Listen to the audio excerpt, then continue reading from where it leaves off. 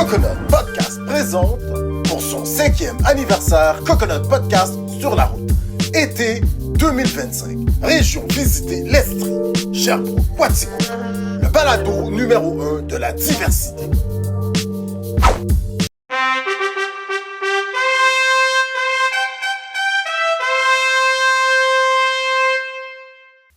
Mesdames, Messieurs, bonjour, Koué. Écoutez, en cette tournée estivale de Coconut Podcast sur les routes du Québec, eh bien, nous recevons un invité de marque, messieurs, dames. Si vous ne le connaissiez pas encore, vous allez faire toute une découverte.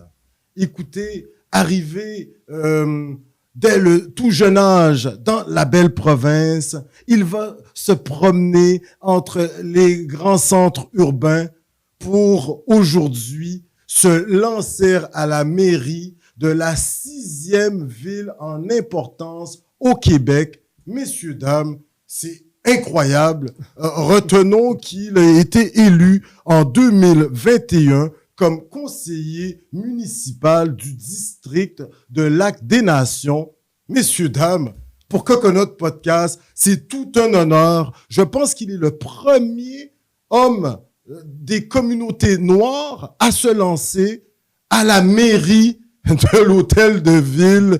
C'est pas peu dire, sans ne plus tarder. Comme on dit en créole, c'est avec honneur et respect que nous recevons celui qui est en train de marquer l'histoire de notre belle province. Accueillons, je dis bien, monsieur le conseiller municipal de Lac-des-Nations, également membre du comité exécutif. Il a été maire suppléant, écoutez, toute une feuille de route. Je dis bien, Raïs Kibonge, Merci. Trop, là. Ça me prendrait quelqu'un comme toi pour introduire, là, quand j'arrive à faire un discours. On a juste envie de se lever et tout ça, là.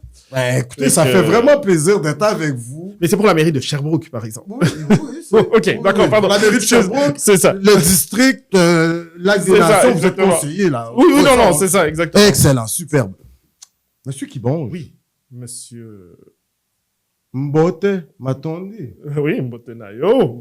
C'est bien, ça, attendre des petits mots de Lingala. Quelques mots de Lingala. Écoutez, comment ça va? Ça va bien. Très bien. Incroyable. Oui, vraiment. Écoutez, vous devez être pas mal occupé incessamment, quoi, début novembre. Mais en fait, c'est ça, genre, l'élection, ça s'approche. C'est le 2 novembre. Oui, c'est ça. Donc, on est en train de mobiliser notre monde. C'est vrai, Sherbrooke, c'est la 6e ville en importance au Québec. Et c'est quand même une ville en plein développement. On est rendu à 180 000 habitants. Quand même. Donc, ça fait de la mobilisation. C'est une élection historique dans le sens, ça va être la première fois qu'on va avoir 4 candidatures à la mairie. Ouais. Et, Madame Bibeau, Berthold. En fait, non, c'est ça. Il y a eu beaucoup de changements quand même. Mais c'est vrai. Madame Bibeau, Monsieur Boutin et Monsieur Briand. Okay. Donc, c'est là où, plus moi. Donc, 4 personnes, 4 équipes, avec des propositions différentes. Votre formation politique, Sherbrooke citoyen? Oui, c'est ça, exactement. En formation qui a toujours été comme à l'avant sur les enjeux citoyens. Ce qu'on a fait, c'est qu'on a été fondé en 2016. Le parti a fait sa première élection en 2017. J'étais là. Non, c'est ça. On est passé à 2. On est rentré, oui. Donc, on a fait élire comme une première conseillère qui est devenue la conseillère de l'opposition. La chef de l'opposition, et moi, j'étais passé comme très proche de rentrer. Donc, en 2021, quand on est revenu, la chef de l'opposition est devenue la mairesse, et moi, j'ai été élu. Et Madame Baudin, exactement. Baudin, c'est oui, ça. Et c'est là où donc on a pu avancer, puis mettre beaucoup de choses en place, puis on veut comme continuer à mettre des choses en place pour continuer à faire vibrer Sherbrooke. Incroyable, incroyable. Avant de parler de votre programme, de vos réalisations et de ce que vous entrevoyez pour Sherbrooke dans le futur, on va apprendre à vous connaître. Allons-y, essayons. Raïs, oui. On t'a parlé en lingala. Tu es d'origine congolaise. Oui. RDC, République démocratique du Congo. Pour les plus vieux, on a un moment appelé ça le Zaïre. Exactement. Tu parles le lingala. Je parle le lingala, je parle le swahili, Swahili, surtout parce que je viens de la région de l'Est. Ok, oui. Et donc, la plupart des Congolais sont multilingues. Et donc, bien entendu, français, anglais. Donc, ça permet de voir les choses différemment. Parce que j'aime ça, comment est-ce que, dépendamment du langage que tu vas utiliser, certains mots ou certaines émotions vont être mis de l'avant. Donc, c'est là où ça aide de parler plusieurs langues. Mais tout à fait. Très rapidement, on sait que dans l'est du Congo, Nord Kivu, Oui, là, c'est ça. il y a des affrontements là, qui commencent vraiment à retentir à l'international. Les gens s'en préoccupent de plus en plus. Ouais. Vous, quel est votre souhait pour cette région profondément, le coin de vos aïeuls, comme on dit au Québec? C'est ça. Ben, l'une des raisons pour laquelle je suis ici, c'est parce que ma famille a dû fuir les affrontements à Bukavu et tout. Et c'est pour ça que nous sommes arrivés à Montréal en 2005. Ouais, vous rejoignez votre maman qui était venue. Exactement. Genre, vous comme, saillez pour voilà. la famille. Et c'est quelque chose qui est comme difficile à porter, mais qu'on essaie de porter. C'est pour ça justement que la ville de Sherbrooke, qui est devenue la première ville, a hissé sur le mât de l'hôtel de ville en solidarité avec les Sherbrookois d'origine congolaise le drapeau de la RDC pour sensibiliser non seulement les Sherbrookois, mais l'opinion à ce qui se passe au Congo. Et aussi à demander que ces abus-là cessent, que la communauté internationale puisse intervenir là, et aussi donc de ne pas faire tomber ça dans l'oubli. Donc, on s'était réunis devant l'hôtel de ville. C'était comme le 28 avec Madame juin. la mairesse également. C'est ça, il y avait comme un envoyé de la mairesse et tout. Donc, c'est comme Sherbrooke reste une ville non seulement d'accueil, on accueille beaucoup de gens, dépendamment des vagues d'immigration. Donc, on a une forte communauté ici, afghane, syrienne, ukrainienne. Donc, depuis les années 60, on a même un organisme qui s'appelle le Centre des Néo-Canadiens qui accueille ça. Et c'est fascinant de voir comment, dépendamment de les troubles qu'il y a différemment sur la planète, que ce soit dans l'ex-Yougoslavie, que ce soit donc au Congo ou ailleurs, Sherbrooke a toujours été comme une ville accueillante, au point où on est comme le 3e pôle d'immigration au Québec. Ah ben. Exactement. Donc, ça fait en sorte qu'on a beaucoup de diversité, on a beaucoup d'événements autour de la diversité. D'ailleurs, on a un événement qui s'appelle le Festival des traditions du monde, qui s'en vient entre le 13 et le 17. Août, c'est ça, et dans lequel on met de l'avant cette diversité-là, genre, et surtout, comme ça nous aide à voir que, donc, à travers cette diversité-là, on a comme beaucoup de points communs. Et donc, ça, c'est intéressant, là, M. Kibonge, parce que lorsqu'on pense à diversité, il nous vient en tête pour la ville de Sherbrooke, l'université. Oui, c'est ça. Il y a des gens qui nous viennent des 4 coins de la planète. Exactement, c'est ça. Un pôle éducatif important pour la région, pour notre province. Ouais. Vos projets à la ville de Sherbrooke, avec le campus Sherbrookois, l'université de Sherbrooke. Est-ce qu'il y a des projets que vous avez travaillé oui. Il y a beaucoup de projets. Exactement, il y a beaucoup de projets qu'on a fait, mais il faut savoir, c'est ça. À la base, la raison pour laquelle je suis en politique, là, c'était comme pour être au service des gens. Puis quand je le dis comme ça, c'est parce que moi, j'ai grandi en Afrique. Je suis né au Congo, j'ai vécu là-bas les différentes guerres qu'il y avait, et le sentiment qui étouffe beaucoup de gens qui ont grandi au Congo, qui viennent de la jeunesse congolaise, c'est le sentiment d'impuissance. On est tellement loin des leviers du pouvoir, de la capacité de faire quelque chose, que ça fait que c'est comme si on grandit sous une chape de plomb. Et en arrivant ici, en voyant que, je peux m'impliquer. Je peux faire du bénévolat. Je peux comme m'impliquer politiquement. Je peux me présenter. Exactement, c'est ça. C'est tout en votre honneur. Oui, c'est ça. En fait, ma toute première implication. Puis c'est drôle, on est arrivé en décembre 2005 à Montréal. Ma mère, ça faisait plusieurs années qu'elle était là et elle s'est impliquée. C'était un centre d'aide aux femmes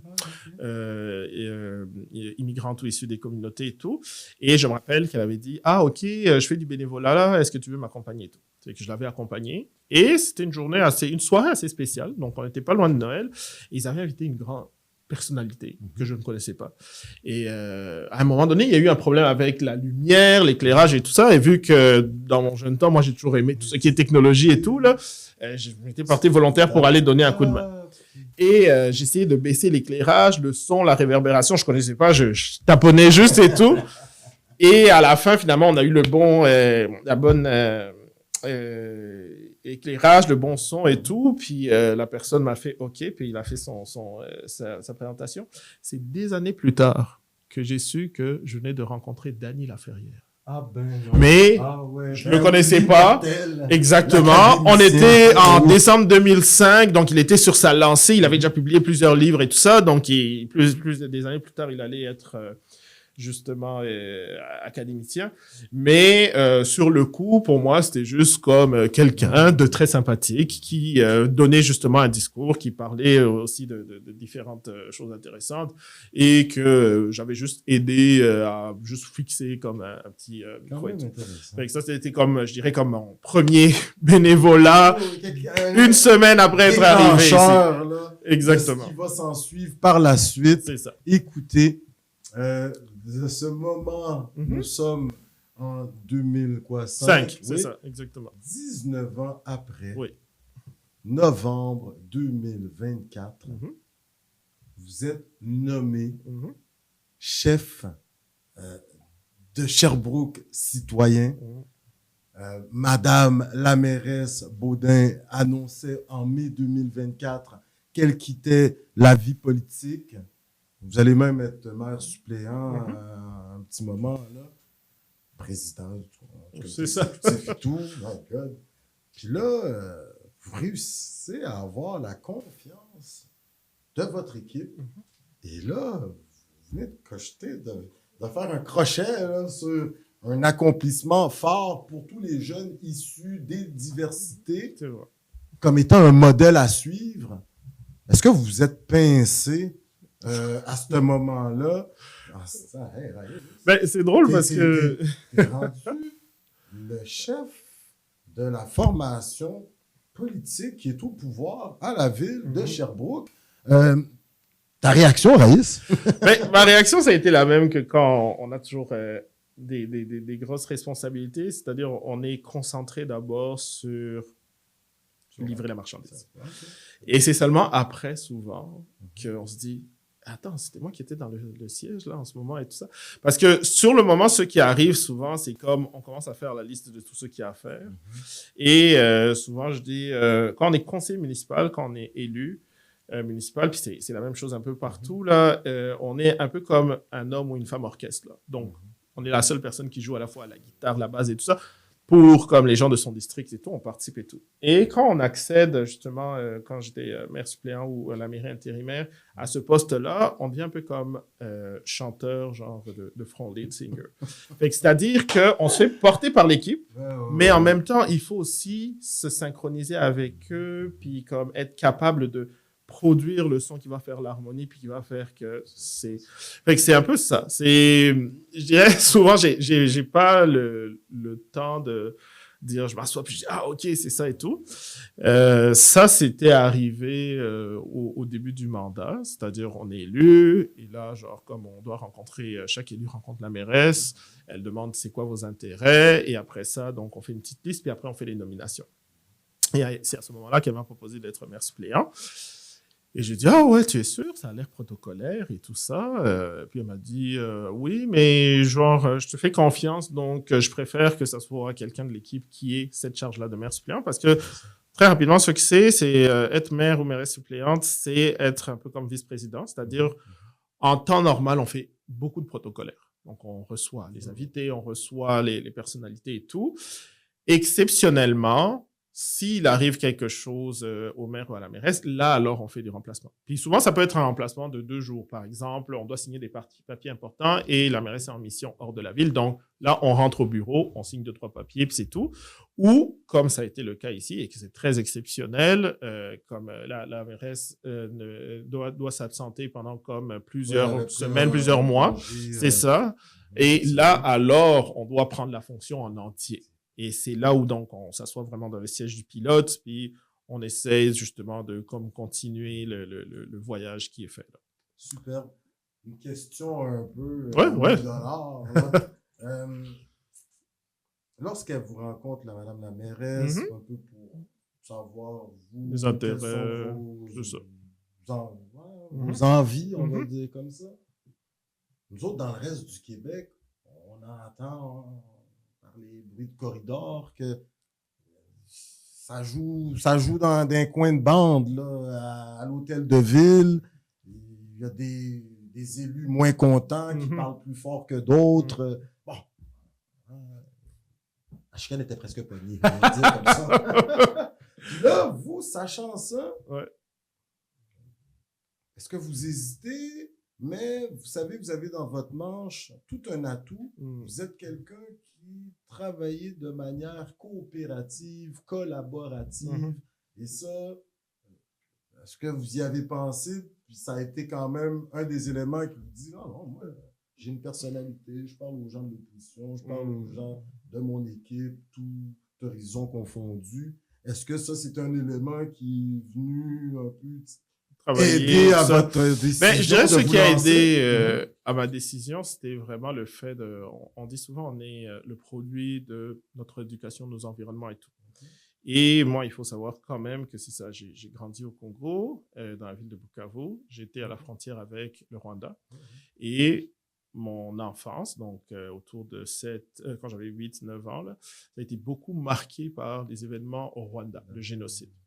Et je me rappelle que c'est quand même un âge, exactement, c'est quand même un âge à 7-8 ans où on se pose beaucoup de questions. Comment marche le monde? Pourquoi est-ce que c'est comme ça? Pourquoi est-ce que telle personne est en amour ou quoi et tout? Et dans cette pile de questions-là régulières que tous les adolescents, tous les enfants du monde se posent, il y a eu la question aussi de pourquoi est-ce que les gens en viennent à se détester au point de s'entretuer comme ça? Entretuer leurs voisins, entretuer leurs beaux-parents et tout ça. Et ça a marqué quand même mon enfance et ça a marqué aussi comme ma volonté de travailler en collaboration en tout ça. C'est un peu comme si, vu que j'avais vu le pire, Dieu merci, je l'ai pas connu, mais vu que j'ai vu le pire se passer et que c'est comme ça a marqué comme mon développement, à partir de là, je me disais, peu importe la différence politique qu'on va avoir et tout ça, on va trouver une solution parce qu'on peut pas se rendre au pire que moi j'ai déjà connu. Ça fait que ça me donne une marge de manœuvre beaucoup plus grande que, on va dire, les gens qui ont eu une enfance ou une expérience de vie beaucoup plus régulière ou sereine et tout ça. Donc, il y a certaines choses que des gens vont trouver que ça, c'est comme un affront mortel, puis je pardonnerai jamais à cette personne-là. Et moi, je vais dire comme, regarde, on essaie de cadrer ça professionnellement, tout ça. Cette personne-là, elle a pas dit qu'elle allait comme mettre ma famille à feu à sang, donc on est capable de trouver un compromis. Et ça me donne justement cette flexibilité émotionnelle-là, de pouvoir comme tendre la main quand il faut tendre la main, rester sur mes positions quand il faut rester sur mes positions, mais trouver l'équilibre pour faire avancer le groupe. Très rapidement. Là, vous êtes en train... Tout est une première, là, avec Raïs qui bonge, là. Vous êtes dans les pas de Reine Bombo Alara, président du comité exécutif à Ville de Longueuil, avec Madame Fournier, Madame Katawa, mairesse de Côte-des-Neiges, oui, on la salue, si elle nous écoute. En passant. On a regardé un dernier sondage, Somme, La Tribune, 107,7. Il y a une candidate qui a un certain pourcentage. Vous êtes donné à 9%. Exactement. En tant qu'homme noir, on n'est pas à Montréal, on n'est pas dans la Côte-des-Neiges où il y a beaucoup de gens des communautés haïtiennes, jamaïcaines, trinidadiennes, congolaises ou autres. Est-ce que le défi, il n'est pas important? Non. Est-ce qu'il n'y a pas une côte à remonter? Mais je me dis, je vois ce que vous allez répondre. Exactement. La première fois que vous avez tenté, ça a quasiment fonctionné. Vous n'avez pas abandonné, vous vous êtes repointé. Donc vous, la résilience, cette capacité de foncer en proposant des idées, est-ce que vous avez déjà eu à réfléchir à ce fait? Ils n'iront pas un noir à Sherbrooke. Ben, j'y ai pensé en 2016. Ah, ok. Ça remonte. Et ça remonte à 2016. Et à l'époque, parce que ce qu'il faut savoir, c'est que mon nom de famille, c'est Kibonge. Mais vu que je viens d'une famille métissée, on a des oncles de la famille. En fait, on a des grands-parents et des arrière-grands-parents du côté français, belge et tout ça. Quand ma mère a rencontré mon père, son nom, c'était Gilbert. Il s'appelait Victor Gilbert. Fait que elle a posé plusieurs fois la question de savoir est-ce que tu aimerais revenir à votre ancien nom qui finalement avait été comme je dirais comme balayé quand il y a eu comme dans les années 70 Mobutu au Zaïre qui avait dit on coupe avec comme toutes les traditions européennes, que ce soit la religion, que ce soit les noms, puis que vous changez tous vos noms en noms typiquement africains. Et je dis, peut-être, et tout ça. Fait que, en 2016, j'y pensais. Puis, après ça, j'ai eu cette discussion avec ma mère et qui m'a dit, regarde, si tu changes ton nom pour Gilbert, écoute, oui, ça va sonner un peu plus comme québécois, mais la personne qui veut pas voter pour toi si tu t'appelles Kibonge, je vais pas plus voter pour toi si tu t'appelles Gilbert.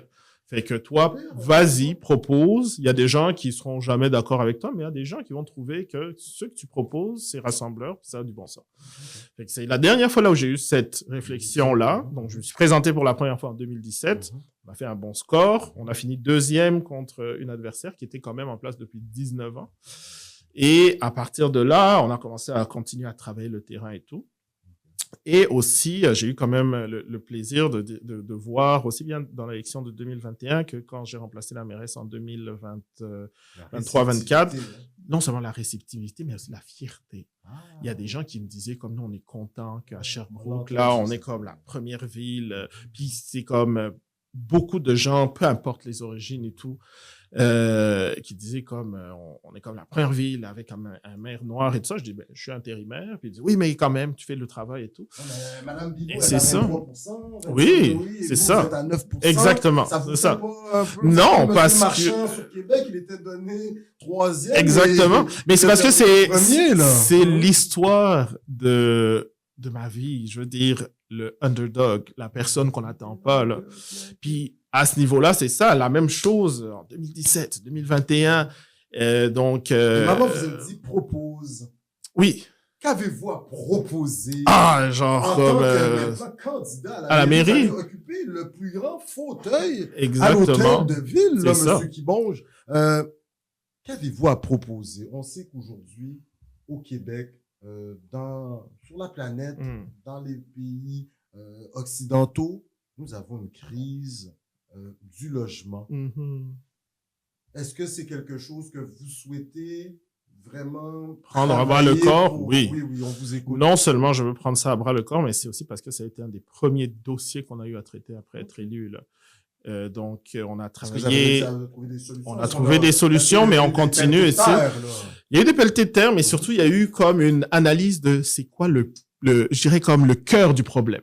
Parce que ce qu'on a appris aussi dans ce premier mandat, c'est que si on rush pour avoir comme des réponses rapides, c'est là où on n'a pas souvent des solutions long terme. Mais ce qu'on a appris, c'est que en effet, l'une des raisons pour laquelle on a un enjeu par rapport au logement, il y a la spéculation.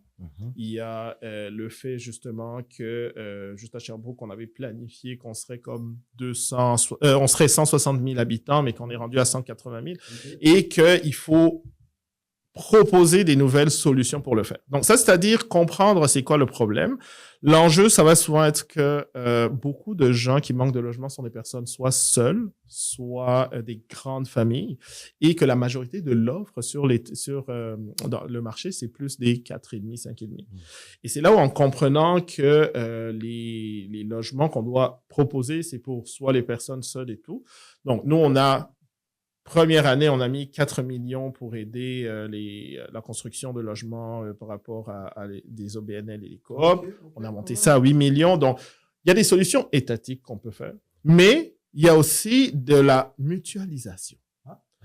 On a autorisé... Ça vous vient de l'école des politiques appliquées et de l'Université de Sherbrooke, c'est ça. Donc, vraiment être plus dans le concret. Puis c'est ça que j'aime à Sherbrooke aussi. Puis, ce que j'ai remarqué en faisant 3 mois à la mairie, là, c'est que on a des gros défis, mais on a aussi un potentiel. Et cette mutualisation là des ressources, cet effet de dire comme que les personnes qui ils ont des appartements ou des maisons, mettons une personne qui est âgée et qui dit, ben moi, les enfants sont partis de la maison, j'ai 1 ou 2 chambres pas occupées, je peux la sous-louer à des étudiants à des prix raisonnables. Ça fait que je suis moins seul, j'ai comme la conversation à avoir et la personne, elle est là à loyer. Donc, ça, c'est juste une partie des solutions. Mais ce que je sais, c'est que à des problèmes complexes, on applique des solutions multiples pour la simple raison que ce qui me pousse en politique et qui me donne le feu de me lancer à la mairie, c'est de pouvoir faciliter la vie des gens. Je pense que la ville doit être facilitatrice. Elle doit être capable de dire, moi, je vais prendre des solutions, je vais profiter de ma puissance administrative pour mettre en commun les forces des gens et régler des solutions, non plus en mode individuel, mais en mode collectif. Et c'est là où on travaille avec les forces des entrepreneurs, on travaille avec les organismes, en arrêtant de faire on traite le problème à la pièce, mais en ayant une vision complète. C'est là où, comment on intervient. Donc, logement, transport, la mutualisation de certains services et tout. C'est là où on va faire une différence parce que on travaille à faire que on facilite la vie des gens et que au lieu de se retrouver comme surtaxé ou dans une situation où là ils se disent c'est difficile, le gaz coûte cher, le loyer coûte cher, l'épicerie coûte cher, j'arrive pas, que nous en tant que ville on dit on facilite. On va vous donner un transport en commun efficace. Comme ça, vous n'avez pas besoin comme, vous pouvez réduire l'utilisation de l'auto. On va comme donner comme des accès, que ce soit comme au parc, aux services et tout ça. Puis on va le faire de manière structurée. Pourquoi? Parce que on s'est fait souvent accuser de, ah oui, vous voulez servir les gens, mais vous savez pas combien ça coûte et tout ça. On est le premier conseil municipal en 20 ans à avoir non seulement baissé le ratio de la dette, là. On est passé de 106% à 98%, mais en mettant de l'argent de côté pour les projets majeurs. Genre, on a comme 69 millions qu'on garde pour pouvoir, comme, que ce soit la station d'épuration d'eau, les infrastructures et tout. Fait que non seulement on est responsable, mais on a montré qu'on peut être responsable et avoir un cœur. Ah ben, regardez, c'est tellement beau ce que vous dites, puis je sens que vous avez de la suite dans vos idées, c'est pas juste des paroles. On continue le travail fait par Mme Baudin. C'est ça. Écoutez, vous allez regarder cette caméra en 30 secondes. Oui. Pourquoi une Sherbrookois devrait voter pour Raïs Kibonge? Vous regardez. Parce que je crois au potentiel de Sherbrooke. Je crois sincèrement que la plus grande richesse de Sherbrooke, c'est les Sherbrookoises et les Sherbrookois. C'est eux qui travaillent, c'est eux qui produisent de la richesse, c'est eux qui gèrent les commerces, les organismes et qui font en sorte que cette ville est vivante. Que ce soit les 30 000 étudiants que nous recevons tout le temps ou les gens qui ont bâti cette ville et qui sont à la retraite, là, je suis convaincu qu'en mobilisant ces forces-là, en mutualisant ce qu'on est capable de faire et en mettant de l'avant cette fierté sherbrookoise là de savoir être dans l'équilibre entre la campagne et l'urbanisme, entre le travail commun et l'ambition personnelle, on va être capable non seulement d'aller plus loin, mais aussi genre de le faire de la bonne façon, en prenant soin des plus vulnérables, mais aussi en déployant les différents talents qu'on a à Sherbrooke. Messieurs, dames, écoutez, Coconut Podcast, souvent, on a le don de mettre le doigt sur le prochain élu. On s'est pas venu dans bien des municipalités. On touche du bois. On voyait juste. Écoutez, Monsieur Kibonge, Raïs. Oui, on est Raïs. Vraiment, merci de nous avoir reçus. Merci. C'est un plaisir. Toute une entrevue. Ce n'est que partie remise. C'est partie remise. On va revenir, puis là, vous allez nous recevoir dans vos bureaux, hein?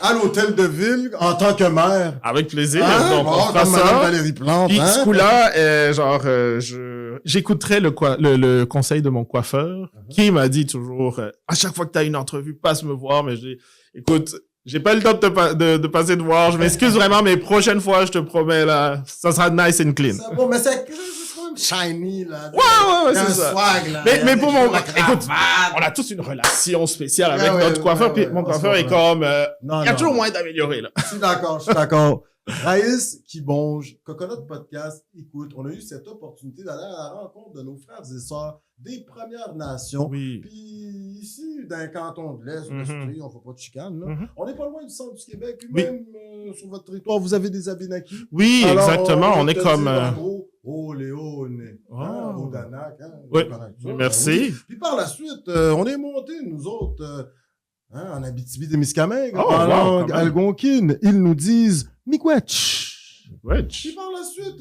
écoute, on est allé à Québec, hein, Huron-Wendat. Puis en langue Wendat, ils nous disent tiawek. Ouais. Ouais, puis Mon là, Dieu, c'est bon. écoute, nous autres, on vient de Montréal, on va quand même faire honneur à nos frères et sœurs Mohawk par chez nous. Oui. En langue Mohawk, ils nous disent Niawan. Niawa.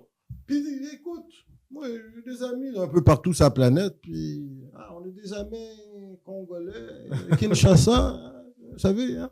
Puis nous autres, on a appris à dire Matondi Mingi. OK. Je veux dire... merci. Puis bon, je suis d'origine haïtienne. Bon, Ouais, vas-y, oui. vas-y, Non, non, mais c'est bon. je suis d'origine haïtienne. Oui. Puis nous autres, en créole, on dit merci. On enlève Merci. le R. Genre. Merci. En pile, en pile, en pile. Ça veut dire, je les empile, les merci. C'est ça. Vraiment. Ah, Toute mais une entrevue. puis- Merci pour de vrai. Hein? Merci pour le travail que tu fais surtout, là, de propager justement ces connaissances-là, mais aussi de rencontrer tant de personnes qui, parfois, ils sont tellement investis dans leur cause qu'ils oublient justement de parler un peu, de partager ce qu'ils font. Donc, ça, c'est un travail extraordinaire. Donc, merci. Merci à toi, à ton Mingi.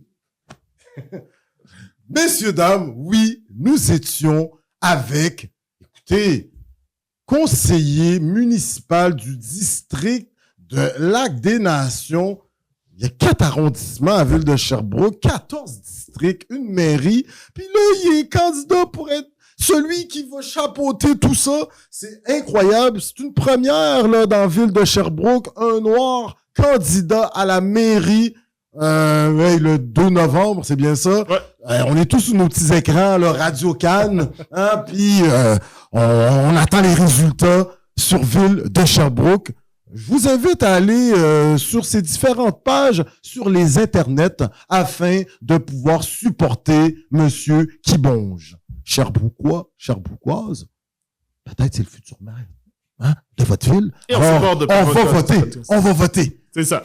Messieurs, dames, nous étions sur les ondes de Coconut Podcast, sur les routes du Québec, édition 2025. Alors, on se revoit pour une prochaine entrevue. Comme j'aime bien le dire, ole, ole, matondi mingi. Merci en pile. Ole, ole. Olé, olé, olé, olé. Fait on aime puis on s'abonne, c'est ça? Merci, chef. Ah, mais merci, Alain. Franchement, respect. Un plaisir, un plaisir. Ouais. Salut. Ouais.